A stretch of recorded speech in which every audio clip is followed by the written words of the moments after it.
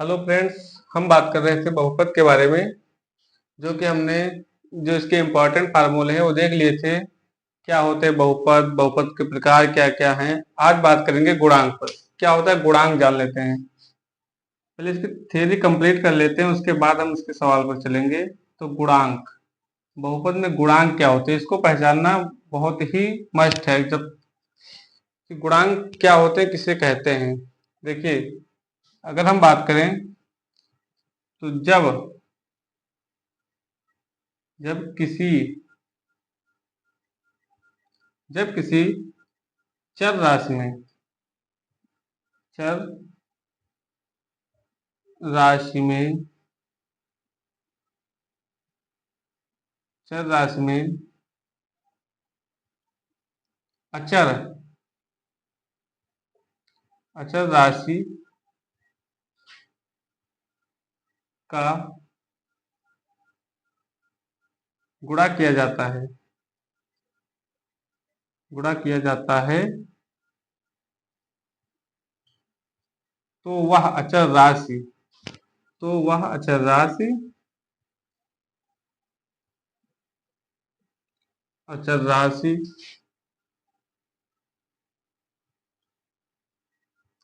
चर राशि का चर राशि का बहुपद नहीं, चर राशि का गुणांक कहलाता है। चर राशि का गुणांक कहलाता है गुणांक कहलाता है। जैसे मान लो हम कोई लिख लेते हैं बहुपद 3x² प्लस 2x प्लस 5। अब इसमें x चर है और जो संख्या क्या है अचर।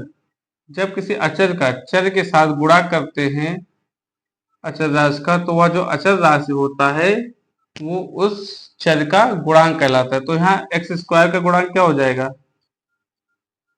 3 हो जाएगा। x का गुणांक क्या हो जाएगा, 2 हो जाएगा। तो इस तरह से हम गुणांक आसानी से निकाल सकते हैं। अब बात करेंगे इस चैप्टर के एक्सरसाइज पर चलते हैं, जो कि हमने थ्योरी कंप्लीट कर लिया है। अब बात करते हैं एक्सरसाइज पर। देखते हैं प्रश्नावली 2.1 क्या है। तो पहले इसको हम इरेज कर लेते हैं, फिर बात करते हैं प्रश्नावली 2.1 पर।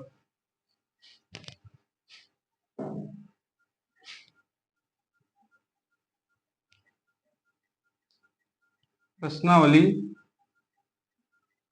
2.1 पर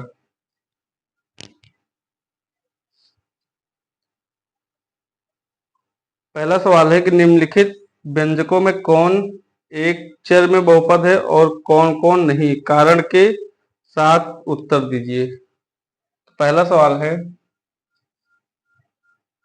अब देखिए 4x² माइनस 3x प्लस 7। तो हम बात कर चुके हैं कि बहुपद होता क्या है पहले। तो वह बीजीय व्यंजक जिसका घात कैसा हो, ऋणात्मक पूर्णांक हो, बहुपद कहलाता है। तो यहाँ इसकी घात 2 है, इसकी घात 1 है, लेकिन घात होनी कैसा चाहिए, पूर्णांक होनी चाहिए, आधी घात नहीं होनी चाहिए। तो उसको हम क्या कहेंगे, बहुपद। यहाँ 2 है घात, यहाँ 1 घात है, तो ये क्या है, घात घट भी रही है, तो इसलिए ये क्या है, बहुपद है। ये कैसा है, बहुपद है। इसमें घात अगर बात करें तो घात क्या हो जाएगा, 2 हो जाएगा। ये कैसा बहुपद है, एक चर वाला बहुपद है, क्योंकि इसमें एक चर आया है, x ही आया है। तो कैसा बहुपद है, एक चर बहुपद।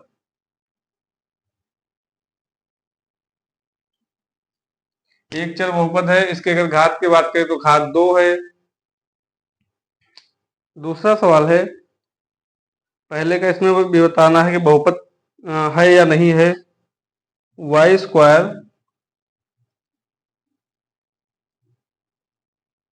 प्लस √2 अब इसमें हमें बताना है कि बहुपद है कि नहीं है। यहाँ देखिए चर की घात क्या है, 2 है, और ये है अचर, तो ये द्विपद बहुपद है।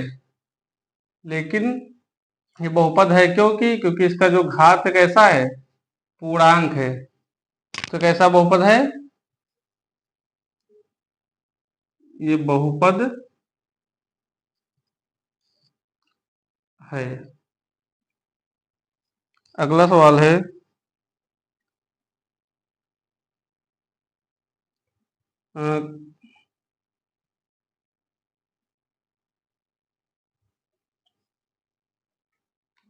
3√t plus t√2।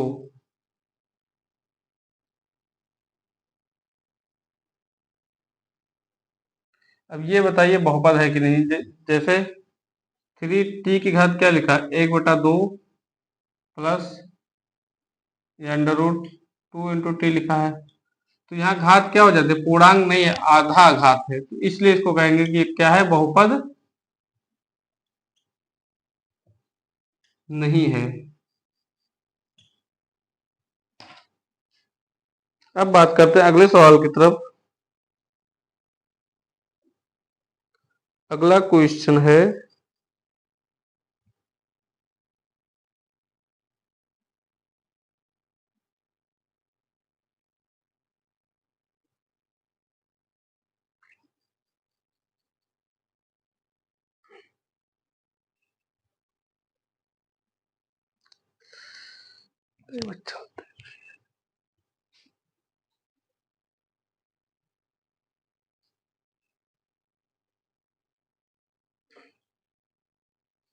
अगला क्वेश्चन है, चौथा क्वेश्चन है कि y प्लस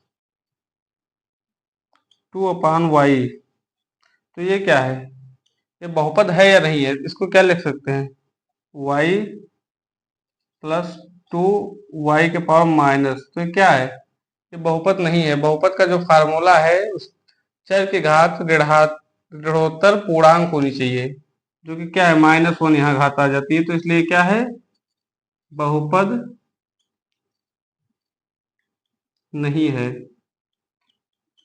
अगला सवाल है कि x⁻10 plus y⁻3 plus t⁻50, तो ये क्या है, ये बहुपद है कि नहीं है, क्योंकि घातें तो घट रही हैं, ऋणोत्तर पूर्णांक। अब इसमें देखिए चर कितने हैं, 1 2 3, इसमें 3 चर हैं, तो ये कैसा बहुपद है, 3 चर बहुपद, 3 चर बहुपद। हमसे पूछा था कि बताइए कौन कौन सा बहुपद है, तो हमने बात कर लिया है कि ये कैसा है, एक चर है, इसमें एक चर वाला बहुपद है। ये भी एक चर वाला बहुपद है, इसमें घात आधी है, पूर्णांक नहीं है, तो ये बहुपद नहीं है। इसमें भी बहुपद ये नहीं है, और इसमें 3 चर आ रहे हैं, तो कैसा बहुपद है, 3 चर वाला बहुपद है। तो प्रश्नावली 2.1 का जो पहला सवाल था हम उसको देख लिए। अब बात करते हैं दूसरे सवाल की तरफ।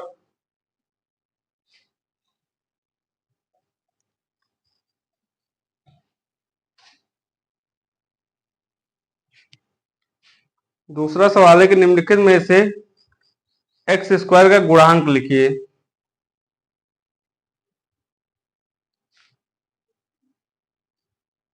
सवाल हम लिख लेते हैं पहले, निम्न में से x² का गुणांक लिखिए। पहला सवाल है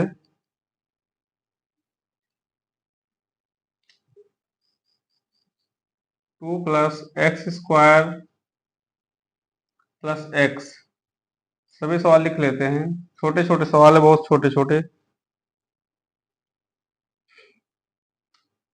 2 minus x square plus x cube. तीसरा है pi by 2 into x square plus x. चौथा है अंडर रूट 2x माइनस 1। अब इसमें हमें घात लिखनी है एक्स स्क्वायर की, गुणांक लिखना है। एक्स स्क्वायर का हमें गुणांक लिखना है। अभी हमने बात किया था कि जब किसी चर राशि में अचर राशि का गुणा किया जाता है तो वो अचर राशि चर राशि का गुणांक कहलाता है। अब देखिए इसमें एक्स स्क्वायर ये है, इसमें ये है, इसमें ये है, और इसमें तो एक्स स्क्वायर का गुणांक ही नहीं है। अब इसमें देखो मान अगर अंक नहीं दिखता है तो उस संख्या में ऑलरेडी 1 से मल्टीप्लाई होता है ना। तो एक्स स्क्वायर का गुणांक क्या है 1 है। तो इसमें एक्स स्क्वायर का गुणांक क्या हो जाएगा 1 हो जाएगा। इसमें एक्स स्क्वायर की जगह आगे माइनस लगा है तो यहाँ क्या हो जाएगा एक्स स्क्वायर का गुणांक हो जाएगा -1। देखा जाए यहाँ तो एक्स स्क्वायर में किससे गुणा है पाई बाई 2 से, तो एक्स स्क्वायर का गुणांक हो जाएगा पाई बाई 2। और यहाँ एक्स स्क्वायर है ही नहीं तो एक्स स्क्वायर का जो गुणांक है 0 हो जाएगा। तो इस तरह से हम एक्स स्क्वायर का गुणांक निकाल सकते हैं। अब बढ़ते हैं अगले सवाल की तरफ। जो है दिया हुआ है कि 35 घात के द्विपद और 1000 घात के एक पदी का एक एक उदाहरण लिखिए। इसको देखते हैं कैसे करना है इस सवाल को।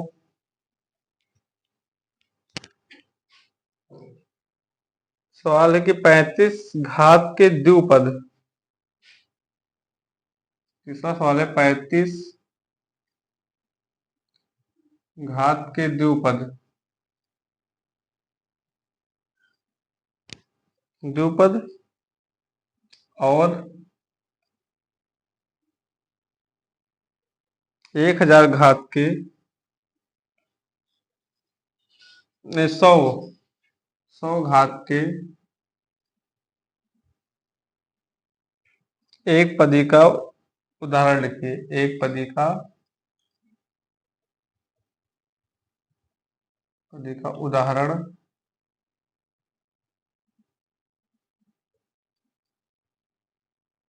लिखिए। अब हम लिख लेते हैं 35 घात के द्विपद। यहाँ है द्विपद, द्विपद। देखिए ये जो हमको बहुलक लिखना है द्विपद का होना चाहिए। तो लिख लेते हैं मान लो x की घात 35 प्लस कोई भी गुणांक हम लिख सकते हैं, मान लो 3x की घात 34 ऋणोत्तर पूर्णांक होना चाहिए। द्विपद का होगा द्विपद का, बस इसमें दो पद हो गए। अब इसको हम कह सकते हैं कि 35 घात के द्विपद का ये उदाहरण हो गया। और अगर बात करें 1000 घात के एक पद का तो उसमें एक ही पद होना चाहिए। मान लो x की घात x 100 घात के एक पदी का उदाहरण लिखना है तो x की घात 100, ये भी हो गया एक एग्जाम्पल। तो इस तरह से हम लिख सकते हैं। थैंक यू दोस्तों, आज के लिए बस इतना ही। आगे बात करेंगे अगले क्लास में।